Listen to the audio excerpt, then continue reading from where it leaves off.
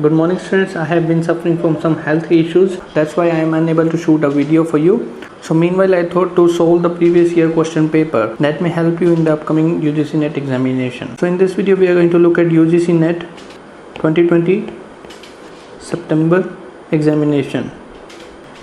Alright, so if you are a person who has come for the first time on this YouTube channel, then you can subscribe this channel for more updates on English literature. Alright, so now without any further delay, let's begin this video.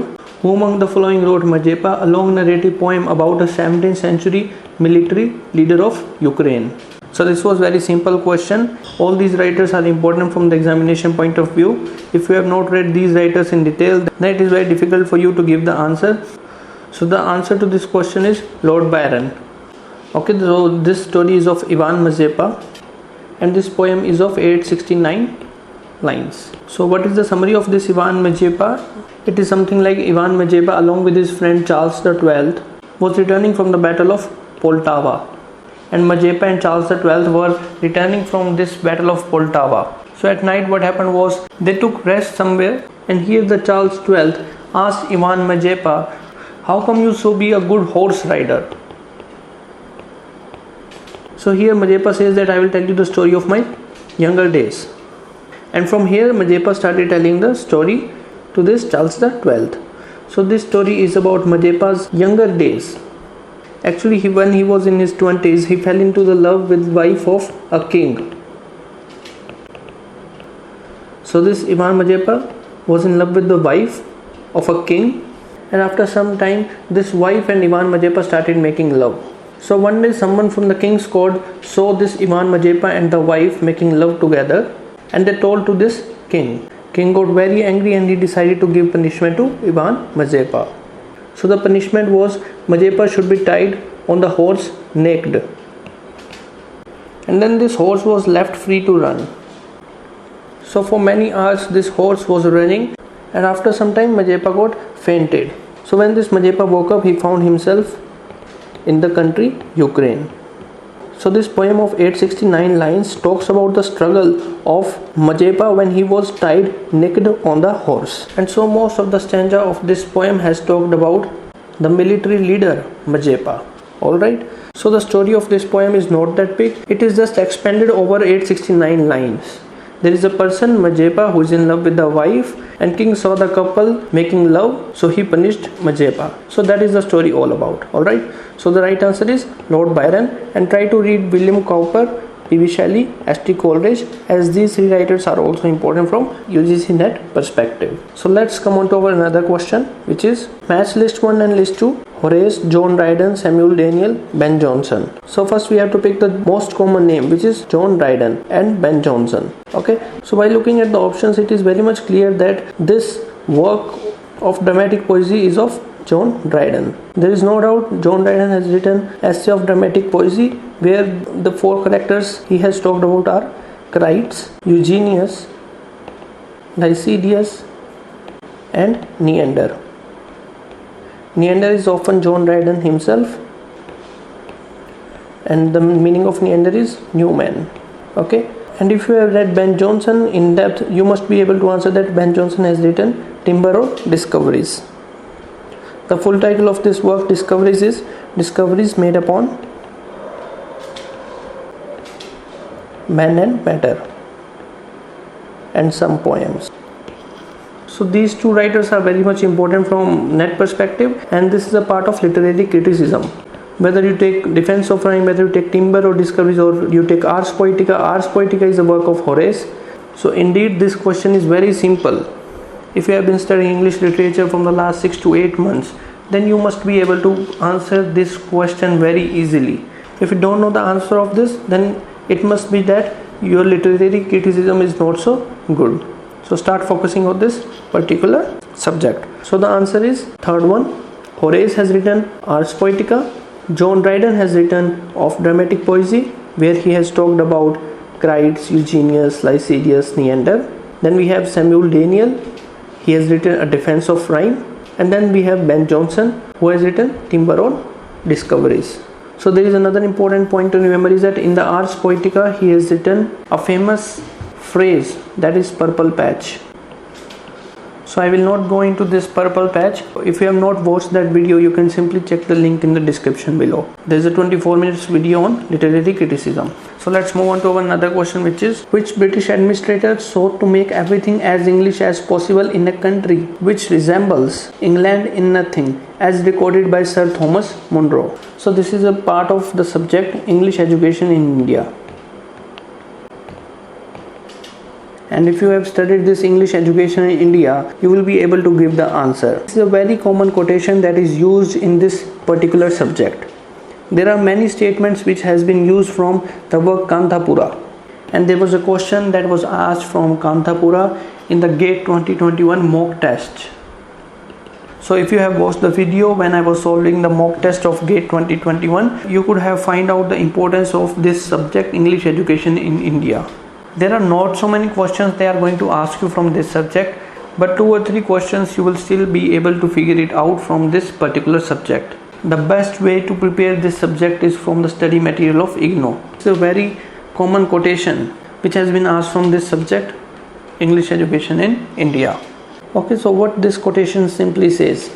This simply says that British administration is trying to make everything in India which looks similar to England. India will speak the language of Britain. India will wear the clothes of Britain.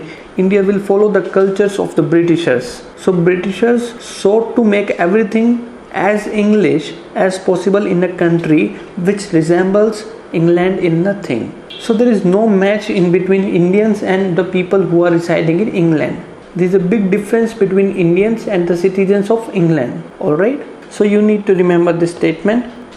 If by chance they will ask you this question again in the examination, so you will be able to answer this question. Okay? So let's come on to the question 4th, which is, arrange the following in the chronological order of publication. Okay, so aspects of theory of syntax. This is a work by Noam Chomsky.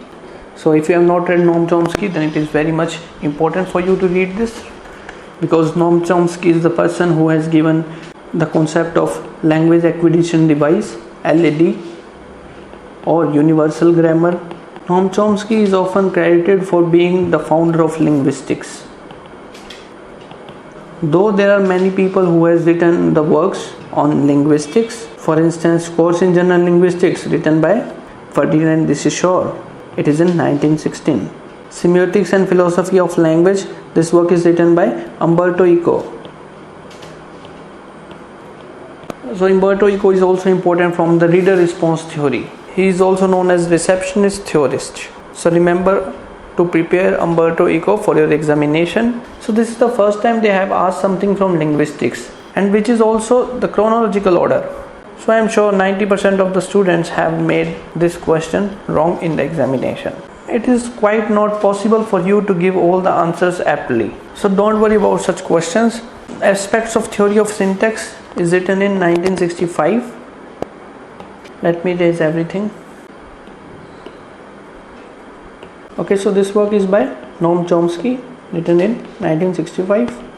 This is by Ferdinand de Saussure, 1916. Semiotics and Philosophy of Language, Umberto Eco, written in 1984. How to Do Things with the Words, J.L. Austin, written in 1962.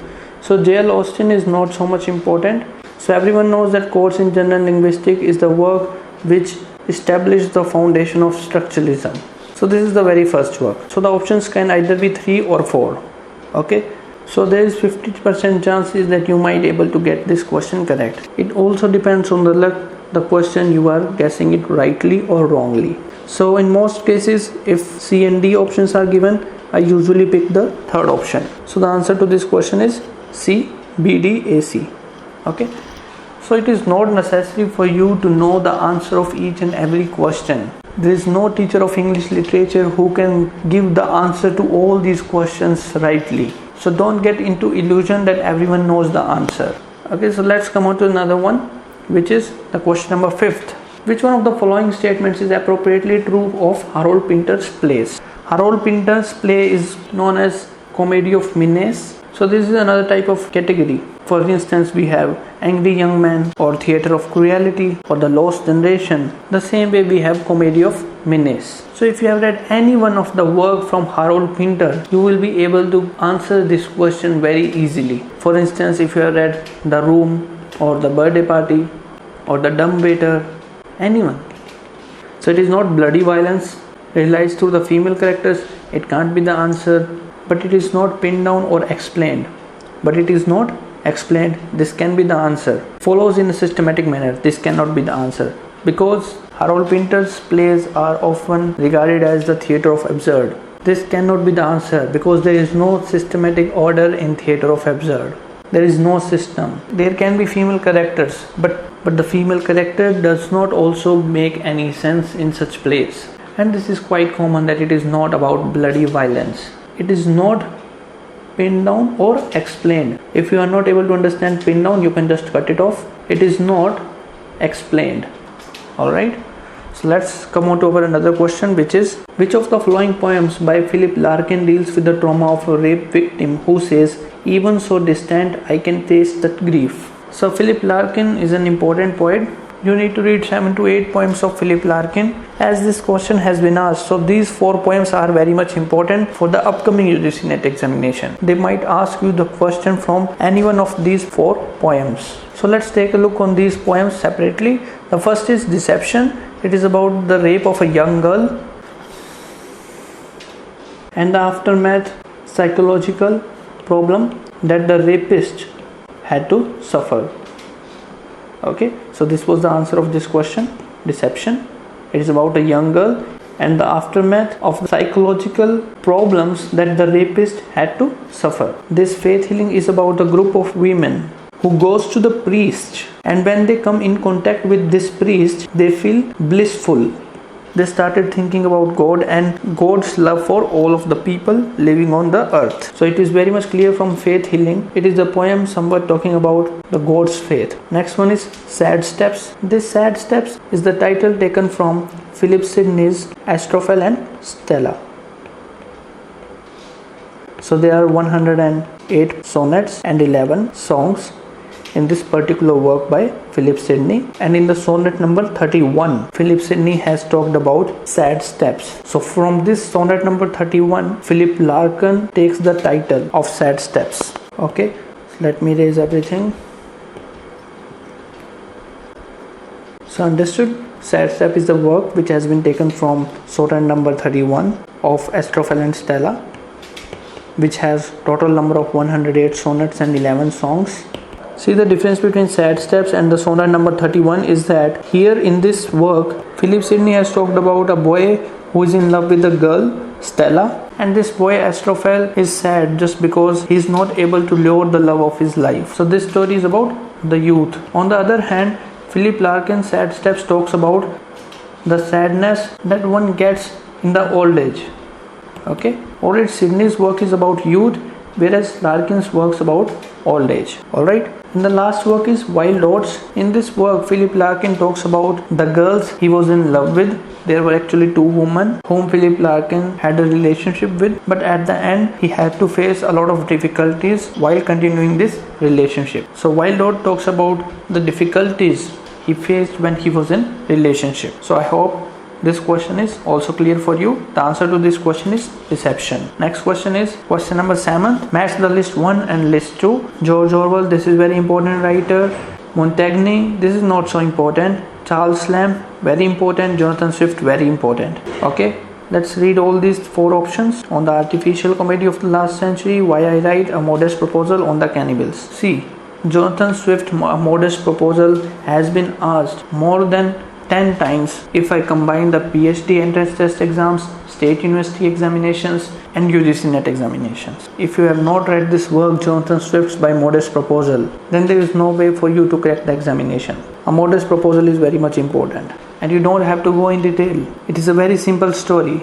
In this work he talks about the nation Ireland. Actually what happened was Ireland was suffering from some kind of financial struggles in the nation. So Jonathan Swift made a satire on the administration of Ireland. Jonathan Swift says to the administration of Ireland that the people of Ireland should sell their children so that they can earn some money. I'm not going to go in detail of this Jonathan Swift work, A Modest Proposal, because in my earlier video on mock test of GATE 2021, The same question has been asked from Jonathan Swift's work. I've explained this work in detail in this particular video. So the same question was asked in Punjab University PhD entrance examination test. So modest proposal is written by Jonathan Swift, okay, and this work on the artificial comedy of the last century. Which writer used to write on the topics like humor and comedy? Anyone can answer this question if they have studied this British literature well enough. Charles Lamb. Charles Lamb is a very famous author who has been recognized for his humor. Okay, and George Orwell has written a work, Why I Write. This is a kind of autobiographical work where George Orwell has talked about his writing career, what kind of events that inspired him to write. So George Orwell has written Why I Write. So the answer is simple. A is 2, then we have C is 1, and then we have Jonathan Swift modest proposal. D is 3. So the right answer is second one. Okay, let's come on to another question, which is given below the two statements. One is labeled as assertion A and the other is labeled as reason R. Signs are never neutral or innocent. In all cases, signs are organized into a system that conveys some meaning. Signs are never neutral or innocent. So this is a work of post-structuralism. So post-structuralist theorists like Roland Barthes or Jacques Derrida, who were determined to say that signs are never neutral. There are things that is happening in the society is not just happening naturally. It is the ruling class, or it is the upper class, or it is someone else which is giving meaning to the society, which is giving meaning to the science. It is an organized system that conveys some meaning. It is not natural. It is not innocent. Everything in the society, every sign in the society is deliberately put into the society by the upper class or by the ruling class. So this is a very simple question. If you have read post-structuralism, then there is no doubt you would have solved this question very easily. So the answer is both A and R are true, and R is the correct explanation of A. Let's move on to another work. John Keats, William Wordsworth, P.B. Shelley, William Blake. So you see P.B. Shelley, there is another question from P.B. Shelley. Earlier we have seen the name of P.B. Shelley in the question of Mazepa. Who has written the work Mazepa? The answer was Lord Byron. Just we have discussed the very first question of this video. So William Wordsworth. This is a very simple question, anyone can answer this. William Blake has written Songs of Experience. Comic is written by John Keats. William Wordsworth has written The Excursion, and P.B. Shelley has written The Ulster. So the right answer is John Keats is third, A is 3, then William Wordsworth is the fourth one. Okay, so this is the answer. Second question. Very easy question. This is from British literature. Then we have read Charles Lamb, Jonathan Swift, Modest Proposal. That was from British literature. Then there was another question that just we have seen, Mazepa's Lord Byron, British literature. So out of 9 questions, 3 questions have come from British literature. So if I go back and look at all the questions that we have discussed, I may find another question from British literature. For instance, this one, Horace, John Dryden, Samuel Daniel, Ben Jonson. This was from British literature. John Dryden and Ben Jonson is a part of British literature, though it is the question from literary criticism. But when we read British literature, we also read these writers. So let's come on to another question, which is the question number 10. Consumption is an outcome of self-interest and a maximization of personal pleasure. There are strong relations between social status and such things as housing, styles, musical taste, and food preferences. The answer is very simple. Consumption is an outcome of self-interest and personal pleasure. So the people who have their material needs satisfied, they take interest in arts, reading, housing styles, musical taste, food preferences. But a person who doesn't have material needs, he cannot participate in food preferences. He cannot participate in arts, culture. He cannot be intellectual, because it doesn't have time to think about all these things. So a poor person is always busy in earning his living. So yes, there is a strong relation between social status and such things. Answer is both statement 1 and 2 are true. Let's come on to another question. In an anxiety of influence, which of the following definition is given by Harold Bloom to explain the cleaner man? Okay, so an anxiety of influence is a work written by Harold Bloom. I will not go in detail because I have created a separate video on anxiety of influence by Harold Bloom. Moreover, I suggest you to visit the Wikipedia page. Harold Bloom has talked about Klinerman. He has talked about Teresa, Kenosis, ascesis, and there are 2 more points that he has talked about that I cannot recall now. Answer to this question is poetic misposition, the second one. But again, I suggest you to visit the Wikipedia page to understand this concept. because this is a part of literary theory, and literary theory cannot be taught in such a short span of time. It is more of a philosophical subject as compared to other subjects. Let's come on to another question, which is question number 12. Who among the following believed that the rhyme is not an integral part of the poetry? Okay, so this is also a question from literary criticism. You need to cover all these 4 writers. You can skip this Samuel Daniel, but you have to go through all these 3 writers in detail. Philip Sidney, just we have talked about Astrophel and Stella. From this work, Philip Larkin has taken the title of his poem Sad Steps. We have just talked about this work. The answer to this question is Philip Sidney. Philip Sidney has given this statement that rhyme does not matter. It is the images a poet can produce in a poem that makes the poem unique. When you are reading a poem, the kind of imagination that comes in your mind while reading a poem, that is a work of art. An artist can be defined by the ability to produce images. So Philip Sidney says that rhyme does not matter. The things matter was the imagination, the images. So this is not the first explanation given by Philip Sidney. In fact, Philip Sidney was just imitating what other ancient writers have said. Philip Sidney is just rehashing what Aristotle has said, what Horace has said. Philip Sidney was not a unique literary critic. The first literary critic who was very unique was John Dryden, who is known as the father of English criticism. So the answer to this question is Horace and Philip Sidney, B and D. Let's come on to another question, which is who said of the blank verse quoting an verse only to the eye? It has neither the easiness of prose nor the melody of numbers. This is one of the famous quotation given by Samuel Johnson. So Samuel Johnson was very much interested in prose, and also the 18th century literature is known for its prose works, and in this century only the novels started coming. For instance, Robinson Crusoe, which came in around I think 1719 or 1718, I'm not sure. There were magazines like Tatler, Rambler. This work Tatler is by John Steele and Rambler by Addison, Joseph Addison, 1711, and this one is in 1709. It is also referred to as the first magazine in the history of British literature. And then came Addison, then 1719 Robinson Crusoe, which is also known for being the first novel in the history of British literature. Samuel Taylor Coleridge was not interested in the prose, he was very much interested in the verse. Alexander Pope cannot be the answer.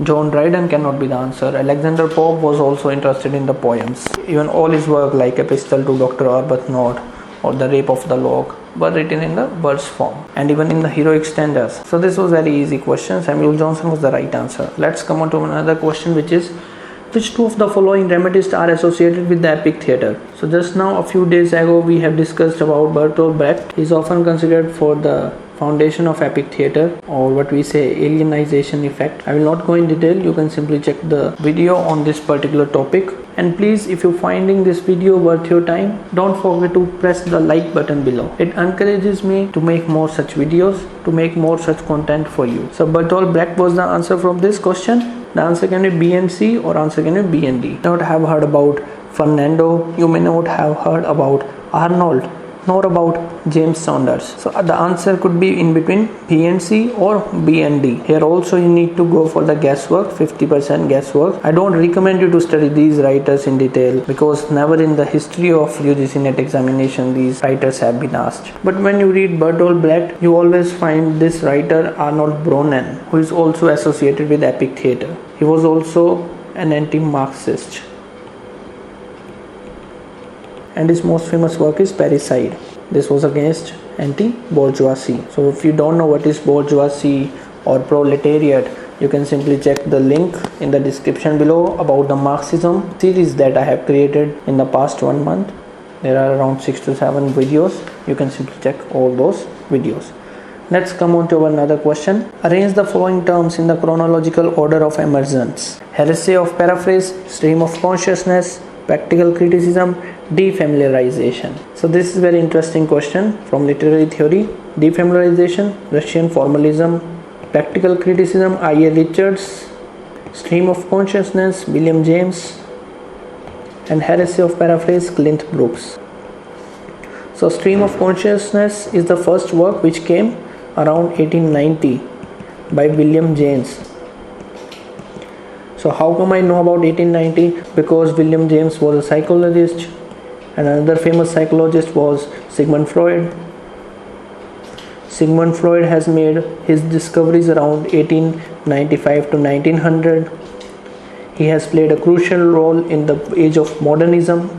So stream of consciousness is linked with the subject psychology, which is linked with Sigmund Freud, who has its foundation to the 1895 to 1900. So it is very easy that stream of consciousness came first, and then we have Russian formalism, then we have I. Richards and Clint Brooks. I. Richards, 1929, Practical Criticism.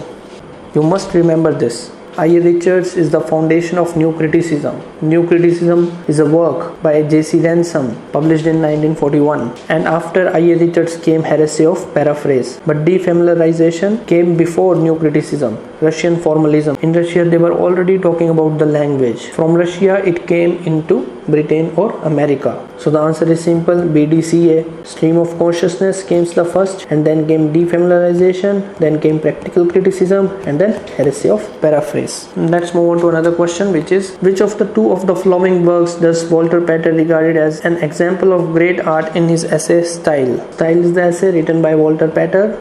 Particular question, because this is an essay written by Walter Pater, and you can simply check it on Google and read the essay. It does not take you time to read essays or articles. It is very easy for you to read the essay and articles. We are not talking about reading novels. At least you can read the essays or articles which has already been asked in the previous year examination. Answer to this question is Divine Comedy and Les Miserables, which is B and C. Alright, let's move on to the next question, which is match list 1 and list 2. Linguist Paul Grice. So this is a question from linguistics, language and linguistics.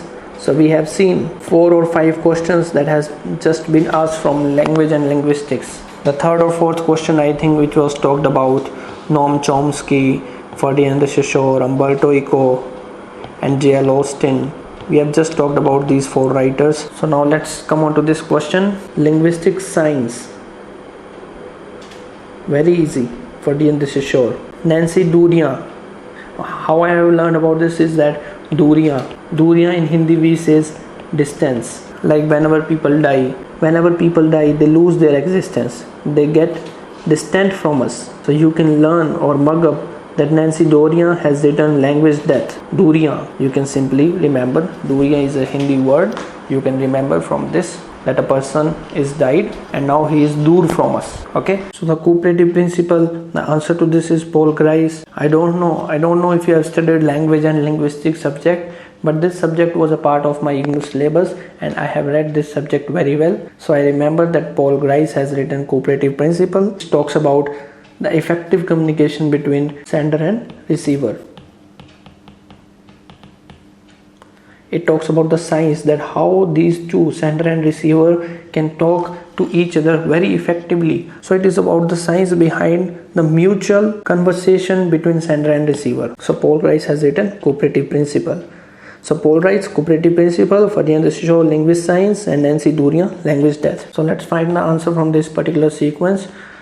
This one is A is 4. This one is the answer. Okay. Let's move on to another question, which is, which two of the followings are the titles of the sections in Thomas De Quincey's The English Mail Coach? So The English Mail Coach is an essay. In fact, Thomas De Quincey was an essayist. Okay, he used to write essays and he has written this work, The English Mail Coach. He has also written the work Confessions of an English Opium Eater. Okay, so The English Mail Coach is divided into 3 parts. Number 1 is Glory of Motion, number 2 is Vision of Sudden Death, and number 3 is Dream Fuse. Okay, so the Glory of Motion, the Vision of Sudden Death, and Dream Fuse. These are the 3 parts in which this essay, The English Mail Coach, was divided. So the answer to this question is B and C only. Let's move on to 19th number question, which is, the Orientalists in British India were not sympathetic towards India's ancient learning. This is wrong. Orientalists were in the favor of Indian culture. They were not against Indian culture. It was Anglicists who were against Indian culture. There were 2 categories, Anglicists and Orientalists. So Anglicists were against the Indian culture, but the Orientalists favored the Indian culture. And one of the famous Orientalists was William Jones. William Jones was one of the famous Orientalists at particular period of time. He was constantly defending the Indian culture by saying that Indians were by no means inferior to Europeans. He was in great favor of this Indian culture. There was another person, Henry Derozio, who has written Harp of India. This is very important poem from post-colonial literature. Harp of India. Just like we have Kanthapura or Hind Swaraj or Harp of India or the works of Rabindranath Tagore like Nationalism. All these works are from post-colonial literature, and this question is from English education in India. So this is the second time we confronted the question from English education in India. Out of 19 questions, 2 questions has come from English education in India. That is about William Jones. Okay, so the answer to this question is statement 1 is incorrect, but statement 2 is true. Let's come on to our next question, which is given below are 2 statements. Research methods are a range of tools that are used for different types of inquiry. The tools used in research are products of the situation in which they are applied. So yes, research methods are a range of tools that are used for different types of inquiry. That is right. Okay, so research methods is what? There are different types of tools that helps us to inquire a subject. For instance, you have to apply fundamental research, you can apply actual research, you can apply experimental research, you can apply quasi research. Okay, so there are so many research methods which are a range of tools that are used for different types of inquiry. Okay, the tools used in research and products of the situations in which they are applied. This is also right. The tools used in research are the products of the situations. So these tools are what? Are the products of the situations. So this is a situation, and over this you are going to apply some kind of research method. So the answer can be both A and R true. R is the correct explanation of A, and both A and R are true, and R is not the correct explanation of A. So the answer to this question is second one, but this is very confusing question. So you have to make some wild guesses in this question. It cannot have some kind of exact explanation to these questions. The answer can be A or the answer can be B. So you have 50% of chance, and you have to make some wild guesses. It is better that you are making guess between 2 options rather than making guesses in between 4 options. Okay, so remember this question also. You cannot have the exact answers of all the questions asked from you in the examination. So these are the 20 questions we have discussed in the video, and I hope I am going to cover the remaining 80 questions within a few days. So if you find the video worth your time, then don't forget to press the like button. Also let me know in the comments below if you want me to continue solving these questions. So that's it for this video. Thank you.